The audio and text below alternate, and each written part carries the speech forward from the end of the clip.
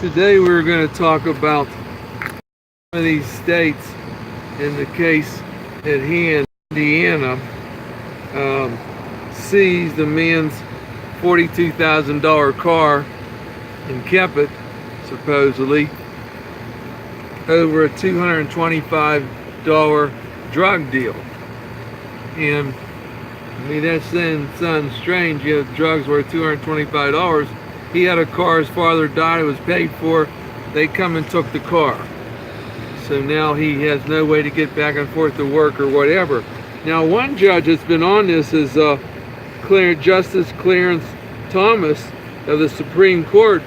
He's been working since last year for them, the Supreme Court, to examine the civil forfeiture laws.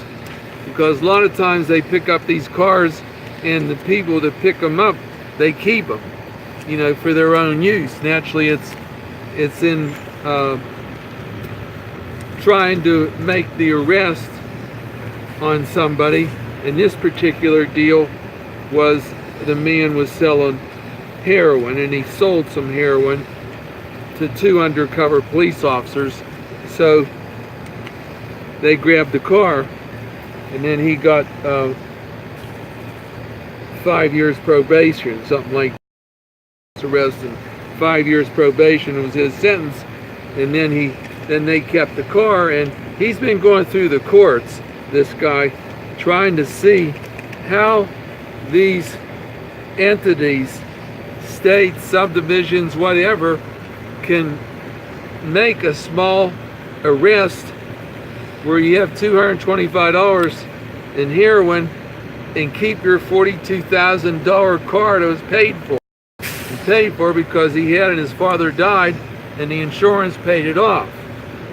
So since then he's had no car, and Justice Clarence Thomas did a pretty good job here because he wrote the different scenarios in the different areas of the Constitution that you're going through to figure out why or how these entities can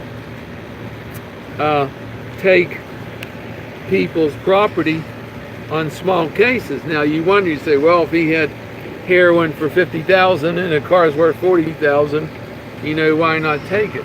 And then the man, and he did sell this $225 to two undercover policemen when he was selling the drugs, but he was on drugs at the time. And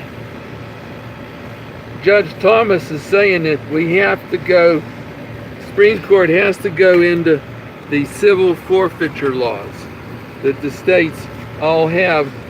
Government seizures of property used to commit crimes become more worrisome, popular.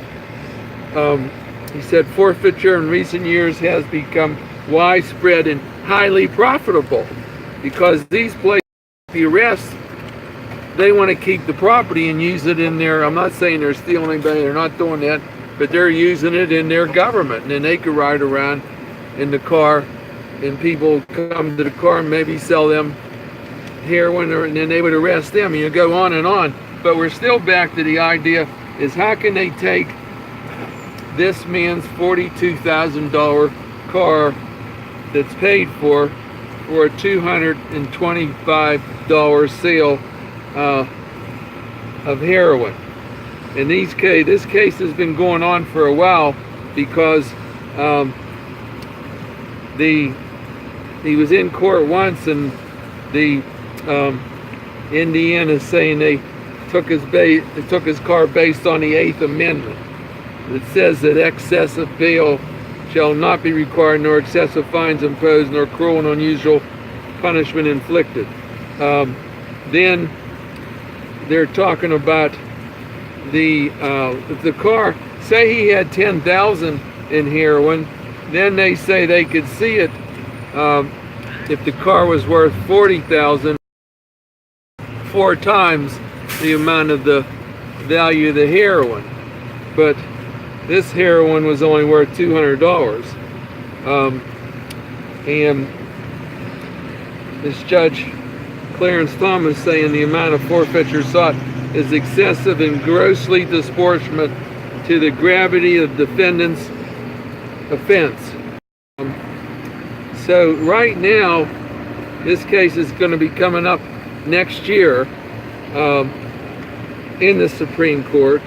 And one thing he's talking about is the Indiana Supreme Court ruled against the defendant on interesting grounds. It said the Eighth Amendment is prohibition of excessive fines did not apply to ones imposed by states. It's sort of complicated to figure out what they're talking about. Then it starts talking about the Bill of Rights originally restricted the power of only the federal government. But the Supreme Court has ruled that most of its protections apply to the states under the Due Process Clause of the 14th Amendment, one of the post-Civil War amendments.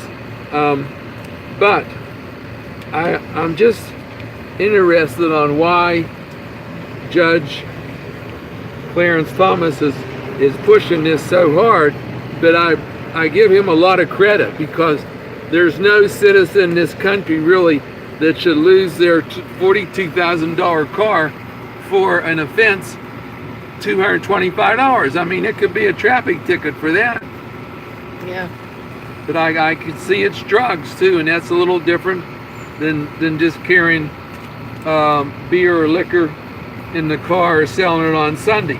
But anyway. But that's if he was a drug dealer, Yeah, not a drug person doing drugs. Well, Thomas is pushing this, and I give him a lot of credit, but this case is going to be argued in the Supreme Court by next year. Thank you.